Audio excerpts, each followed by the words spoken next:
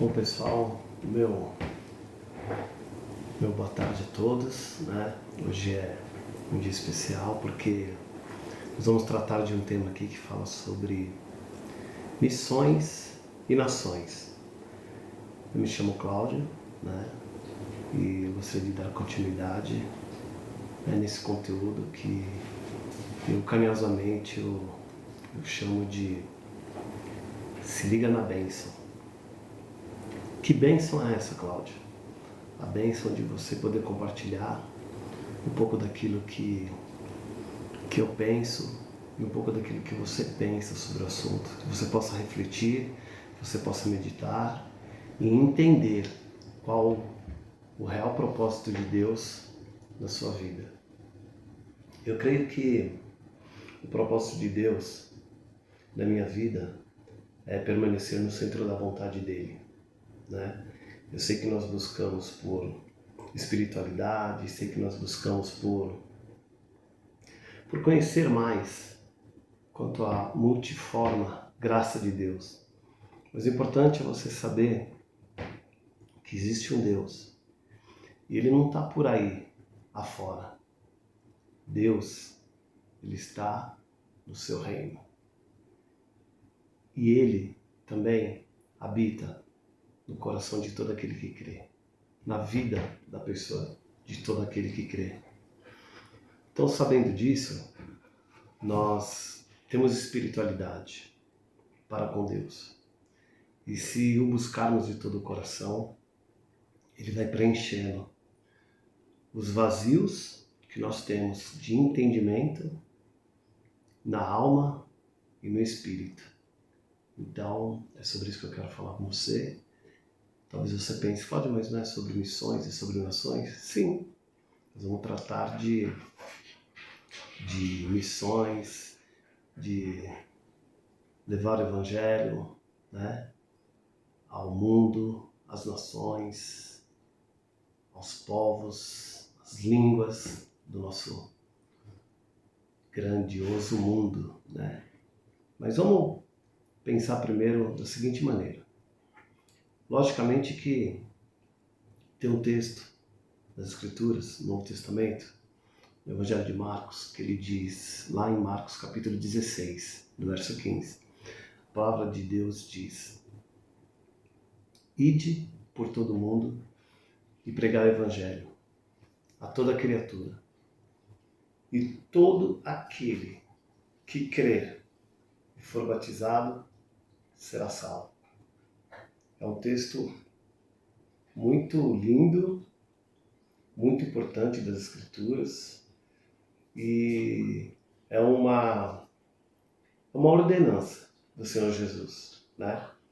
De que nós possamos levar o seu Evangelho àqueles que ainda não o conhecem e sermos anunciantes das boas novas. É chegado o reino de Deus. Mas o interessante desse texto é que realmente o texto fala do ide. Mas como o semeador vai sair para semear se ele não tiver as sementes? Como que você vai levar conhecimento se você não adquiriu entendimento? Como você vai falar de um Deus que você não tem muito sobre intimidade com ele? Então, essa é uma das coisas que você precisa entender. Tudo que está nas Escrituras é válido. Tanto o cumprir, como também o aprender. Em Mateus 11, 28, a Bíblia diz: Vinde a mim, todos vós que estáis cansados e oprimidos, e eu vos aliviarei. Tomai sobre vós o meu jugo, que o meu jugo é suave, o meu fardo é leve. E aí vocês encontrarão descanso para a alma de vocês. Por que eu estou dizendo isso? Porque antes do ide, tem o vinde. Antes de você ir, Jesus, vem a mim. Quer um exemplo? Vou te dar um exemplo.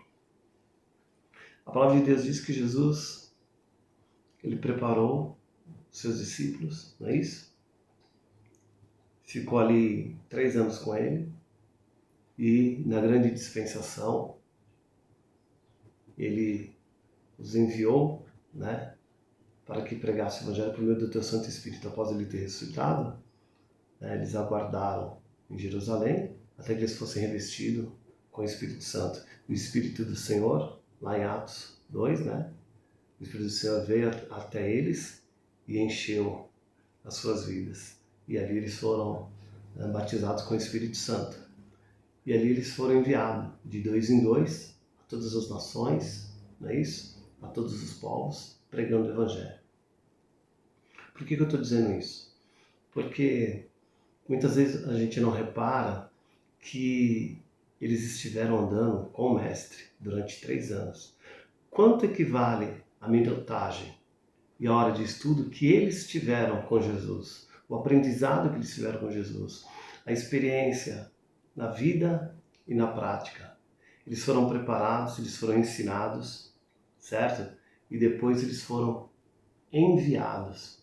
Tudo isso dentro do propósito de Deus. Por que eu estou falando isso? Porque é muito fácil hoje as pessoas quererem fazer a obra e muitas vezes as pessoas são prejudicadas. E tem muita gente fazendo o que Deus não mandou.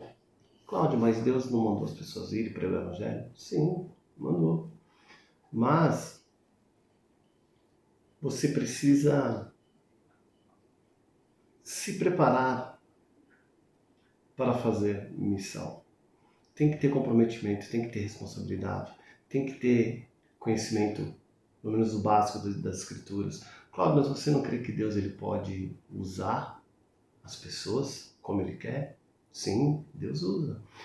Deus tanto usa que Ele vai usar tudo aquilo que você aprendeu com Ele.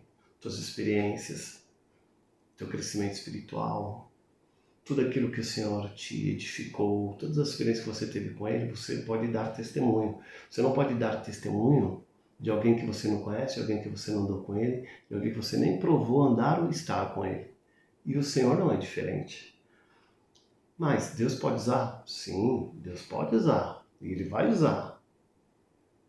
Se o seu cálice está transbordando, glória a Deus. Mas se o seu cálice está raso, o Senhor vai te usar dentro daquelas possibilidades. Não é isso? Quem convence a pessoa do pecado é o Espírito de Deus. Mas o Senhor, Ele nos inclui nesse propósito, nessa obra dele, de levá-los aos nossos semelhantes, de praticarmos as boas obras, anunciando o Evangelho. Nada impede eu estar conversando com uma pessoa e o Senhor me trazer um discernimento, um entendimento sobre determinado assunto e eu poder, de uma certa forma, pelo Espírito ali, falar com aquela pessoa. Isso é poder de Deus. Não é sobre isso que a gente está falando. A gente está falando sobre você ter a intimidade, sobre você ter ali, primeiro, compreenda, você tem que vir a Deus, primeiro você tem que conhecer Jesus. A partir do momento que você o conhece, que você está andando com o Senhor, e você tem a bênção dos irmãos para te apoiar, ou da sua liderança, não é isso? Você está apto, você está preparado para os desafios, né? Tem pessoas que têm disponibilidade em viajar, Deus vai usar essa pessoa em viagem. Tem pessoa que tem disponibilidade em estar com a classe social mais alta do nosso país. Tem pessoas que têm condições e são simpáticas a isso, foram chamadas para isso, têm acesso a povos, tribos indígenas, ou porque são ali da família, do parentesco, não é isso? ou porque são familiares. Então Deus vai usar de todas as formas para alcançar as pessoas, né? E Deus faz isso e Ele ainda usa também pessoas para fazer isso. E você pode ser uma delas. Talvez você diga, poxa Cláudio, agora você me confundiu, eu queria fazer obras, estou para viajar, estou para fazer uma missão, estou para ir em busca, né? Irmão, olha só, se é o que Deus tem colocado no seu coração, e se Ele tem te dado condição para isso, porque quem prepara e quem envia é o Senhor, e Ele confirma isso no teu coração, então vai em paz. Você sabe da sua caminhada com Deus, não é isso? Só não quero que você cometa loucuras em fazer coisas que Deus não mandou você fazer, para que você não venha colher, não é isso? Um mau resultado. É necessário que você seja experimentado, é necessário que você tenha bom testemunho, não é isso que se pede da liderança, daqueles que servem e que fazem menção de servir a Deus, é necessário que ele tenha bom testemunho dos de dentro e dos de fora. Isso eu estou falando de coisa básica. Então, como você pode querer falar para mim de missão se você não tem um histórico, né, de comprometimento, se você não tem um histórico de submissão a Deus, às Escrituras, se você não tem um conhecimento básico das Escrituras, se você não tem uma referência de alguém ali que possa te validar, te abençoar, você entende? Não é uma coisa assim, senti no coração, vou fazer. Se você fizer uma breve pesquisa, você vai ver que parte de pessoas do nosso meio, do mundo cristão, acredito que uns 30% mais ou menos, você está chutando. Não, estou dizendo a grosso modo, né? Mais ou menos, de pessoas frustradas que foram fazer missões e foram abandonadas. Foram esquecidas. Não por Deus, mas porque contavam com o apoio de homens. Contavam com o apoio de alguém que fosse lá e fosse socorrer eles nas suas dificuldades. Pessoas que não saíram com a bênção na direção de Deus. Tem pessoas que se diziam, tem pessoas que negam ao Senhor no meio do caminho. Então, muitas coisas acontecem. Você fala, mas como evitar isso? Como? Eu entendo assim. Existem protocolos. A palavra de Deus, ela ensina. Aquele que faz menção de servir a Deus, não é isso? Que sejam maridos de uma só mulher, que sejam respeitosos, que sejam honrados, não é isso? Que corrijam seus filhos. Tem, assim, conselhos familiares, tem conselhos de liderança, tem conselhos de como atuar no reino, de como ser um ministro de Deus, um ministro da palavra, né? Como ser um evangelista. O que eu quero dizer é que se a pessoa, homem ou mulher, não passou por esses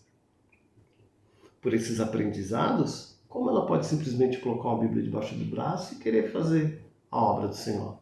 A palavra de Deus diz, aquele que vai começar uma obra ou intentar algo, que ele antes sente, calcule, vê quanto ele vai gastar, quanto vai ser necessário que ele invista nesse projeto, para que ele não comece esse projeto e termine no meio do caminho, e todos vejam a vergonha que é ele ter começado uma coisa e não ter terminado. E a palavra de Deus diz, e é grande a queda. Então, é preciso entender quando você foi chamado por Deus para fazer algo, o próprio Senhor, ele te confirma ao longo da sua vida e pela boca de 2 ou 3 testemunhas, ou até mais, o Senhor ele vai te mostrando e vai confirmando no seu coração o que ele quer de você. Agora, se você não tem direção, se você está só na emoção, se você está só ou até na vaidade, proposição, vou pegar isso aqui, tem uma vaga aberta aqui, vou entrar nesse ministério por esta porta. E às vezes é uma porta que Deus não abriu para você. Então você tem que estar muito certo daquilo que Deus tem para você E você tem que estar certo do seu chamado também. Para que você foi chamado? Você foi chamado para ser um pastor? Foi chamado para ser um evangelista? Você foi chamado para... Não, mas você está fazendo divisão? Não estou fazendo divisão, estou fazendo unidade. Ah? Por que eu estou fazendo unidade? Porque é como um corpo que tem muitos membros. Não é isso? A cabeça não faz o papel do braço, o braço não faz o papel do pé, o pé não faz o papel da mão, o pescoço não faz o papel do quadril, o quadril não faz o papel da minha cabeça. Cada membro bem ajustado no corpo, ele tem a sua função, para que todos juntos, unidos, no mesmo entendimento, na mesma direção, eles possam executar tudo aquilo que for determinado. Então, nós como corpo de Cristo, nós devemos estar ajustados, alinhados com os irmãos, alinhado com o grupo de pessoas que o Senhor te inseriu para que você venha a contribuir da melhor forma possível. E o maior testemunho que você pode dar, como diz as Escrituras, não é você ser o cara da situação. A maior contribuição que você pode dar no reino de Deus é você ser servo. Maior é aquele que serve do que aquele que é servido. Maior é aquele que se submete a Deus. Porque os humilhados serão exaltados, mas quem se exalta será humilhado. Posso falar? E a culpa não é de Deus não, viu? A culpa não é de Deus. Ah, mas eu estou fazendo a obra. Eu sofro porque eu estou fazendo a obra. Eu padeço porque eu... Não, irmão, o testemunho do cristão é: olha, eu vivo um momento de dificuldade, mas o Senhor é comigo. Em todas as coisas o Senhor me dá a vitória. E eu cresço e aprendo com isso. Isso é de Deus. Agora, uma pessoa que fala que o evangelho é pesado para ela, uma pessoa que fala que ela sofre pelos outros, que ela morre pelos outros e ninguém liga para ela, e ninguém não sei o quê, e só murmura, e só... Eu acredito que deve estar faltando alguma informação, alguma orientação ou algo de Deus na vida dessa pessoa. Irmãos, tem pessoas que fazem comércio da palavra de Deus. Tem pessoas que fazem o seu próprio interesse com a palavra de Deus. Eu estou generalizando aqui para que você entenda que não é só sobre a gente aqui. Tem muita gente ruim nesse mundo. Tem muita gente ruim que faz mau uso do evangelho. Existem pessoas boas também? Existe também. Vamos seguir o exemplo também das pessoas boas. Não é isso? Mas o maior exemplo que a gente tem que ter para a nossa vida é as Escrituras. É a palavra de Deus. O maior exemplo é Cristo. Não existiu ninguém mais inteligente nesse mundo do que Salomão. Vamos ler o provérbio de Salomão e lá nossa vida vai ser uma bênção. Não, Salomão não foi o homem mais sábio da terra. Sabia? Depois de Salomão veio um homem ao mundo. E o nome dele é Jesus. Este foi o homem mais sábio da terra. Salomão está em segundo, tá bom? Então, nem tudo é o que a gente ouve. Lembra, já falei em uns vídeos anteriores. Cuidado. Cuidado com as narrativas. Existem narrativas também no mundo cristão. Existem narrativas no mundo gospel, como alguns gostam de colocar essa nomenclatura. As pessoas falam, mas você é evangélico, você é católico, você é protestante, você não sei o que e tal. Defina-se. O que você é? Eu sou Cláudio. Creio ser filho de Deus. Sou cristão. Discípulo de Cristo. Posso participar e ser membro de um ministério, dar ali a minha contribuição, mas eu sou cristão. Eu sou discípulo de Cristo. E procuro fazer aquilo que Ele tem para a minha vida. Então, que essas palavras gerem vida no coração de vocês. A gente vai continuar falando desse tema, só que agora a gente vai abordar um pouco sobre nações, né? Falei um pouco de missões, porque antes de você ir, você até tem que ir, mas antes de ir, Jesus falou, vinde a mim, não se esqueça, né? Em relação a nações, o que nós podemos fazer é orar pelas nações, inclusive pela nossa, né? Para que ensinos contrários às Escrituras não entrem no nosso coração e nem na nossa mente. Cláudio, o que você acha da situação do país hoje? Eu acho o seguinte: poucas pessoas buscam a Deus e muitas buscam esse mundo, o sistema. E o sistema e esse mundo corrompe as pessoas. E nós só somos melhores porque buscamos a Deus, tememos a Deus. E se você quer um país melhor, pense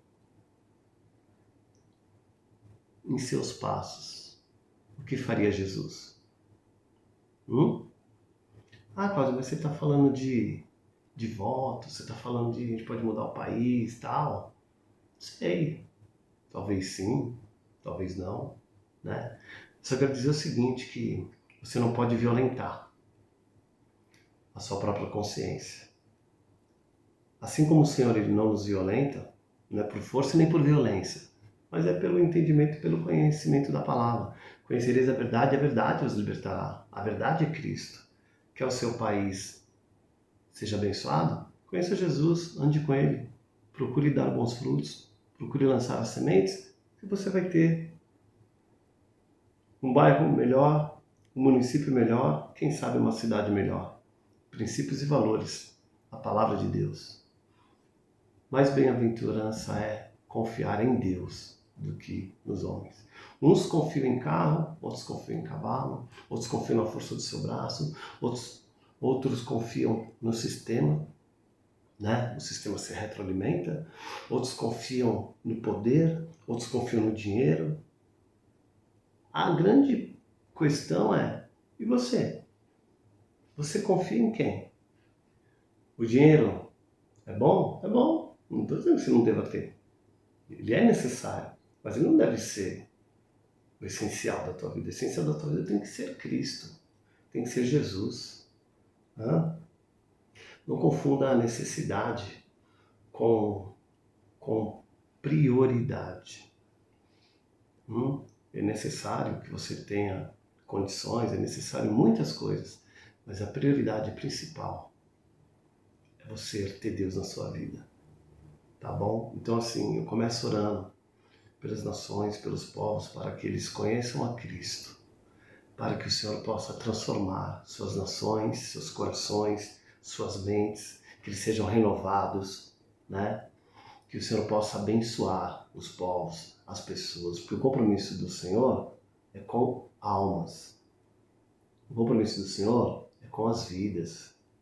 Só que muitas estão indo, né, pela porta larga, pelas oportunidades, as ofertas que esse mundo aqui, entregam para as pessoas. A satisfação e o desejo da alma das pessoas. Não é isso?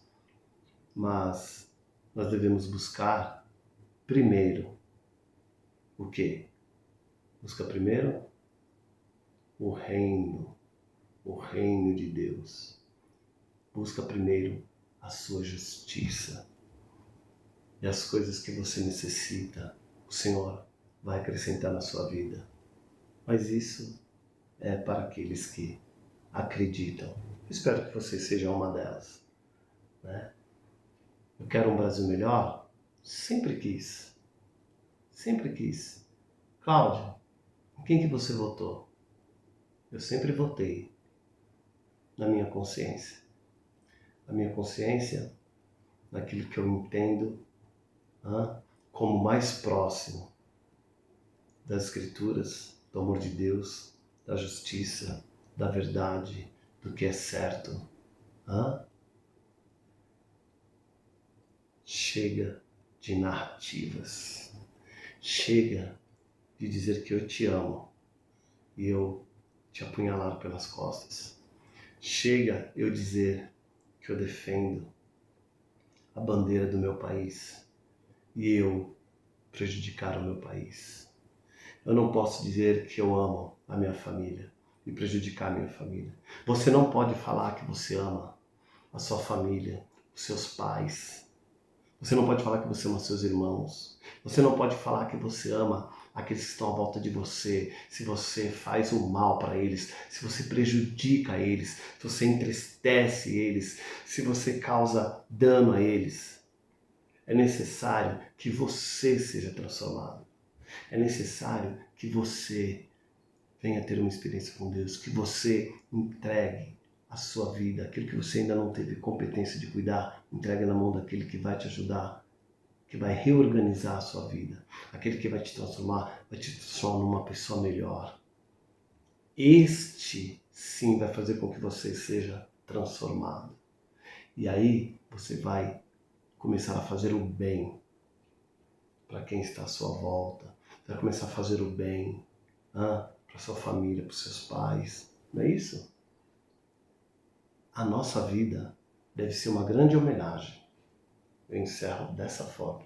A nossa vida deve ser uma grande homenagem a Deus e às pessoas que a gente ama. Cláudia, como é que a gente faz isso? Em vida. Sabia? É em vida que você faz isso. Não adianta as pessoas falarem que me amam, que gostam de mim. Depois que eu morrer, vi muito isso. Na minha família e na roda de amigos. Vi muito isso. Depois que morre, como diz um dito popular, todo mundo vira santo. Isso não é verdade. Isso não é verdade. A maior homenagem que você pode prestar para quem você ama, para quem você respeita e admira, é em vida. Faça o bem. Visite essa pessoa. Marca um churrasco, vai na casa dela, convida ela para vir na sua casa. Inventa alguma coisa. Porque a maior homenagem que a gente pode prestar a alguém que a gente ama é estando próximo a ela e dizer para ela: conta comigo, eu te amo. Se eu puder te ajudar em alguma coisa, estou aqui. Comece fazendo isso, sabe com quem? Com Deus. Meu. Você aí, ó, que está me vendo, você que está desse lado aí, começa a fazer isso com Deus. Senhor, eu te amo e quero te prestar uma homenagem agora em vida. É algo que só você pode fazer por você mesmo. Senhor, quero te prestar uma homenagem em vida. Senhor, o que queres que eu te faça? Senhor, eis-me aqui. Senhor, conta comigo. Senhor, quero estar mais próximo de ti. Senhor, eu vim aqui para dizer, só para dizer que eu te amo. E que se o Senhor precisar de alguma coisa, eu sou teu servo, estou aqui para te servir. Conta comigo, envia a mim. Prepare, me ensina.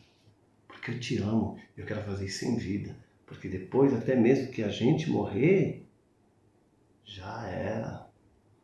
Não existem mais obras. Não existe mais algo que você possa fazer para que o reino de Deus seja apresentado para as pessoas. Não tem mais como você adorar e glorificar ao Senhor e dar o seu testemunho aqui na terra. Já era, teve o seu tempo, passou. Então, faça isso agora. De certa forma, eu estou fazendo, com esse conteúdo aqui também, que fique para as posteridades, que fique para os meus amigos, que fique para as pessoas que gostam de mim. O meu futuro pertence a Deus.